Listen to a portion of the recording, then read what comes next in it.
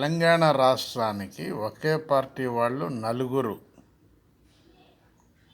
విడివిడిగా పార్టీలు పెట్టి సీఎం పోస్ట్ ఈరోజు కాకపోతే రేపైనా వస్తుంది కదా అని ఎదురు చూస్తున్నటువంటి బీఆర్ఎస్ నాయకులు మరియు కవితక్క, వీళ్ళందరూ సీఎం పోస్ట్కే ఎదురు చూస్తున్నారు.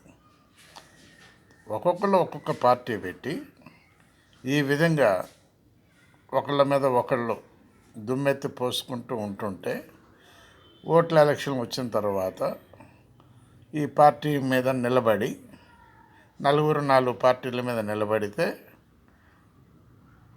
వారికి కొన్ని సీట్లు రావటం ఖాయం. ఈ నలుగురిలో ఒక్కళ్ళే సీఎం కావచ్చు అనేటటువంటి ఆలోచన ఉన్నట్టుగా కనబడుతున్నది వాతావరణం.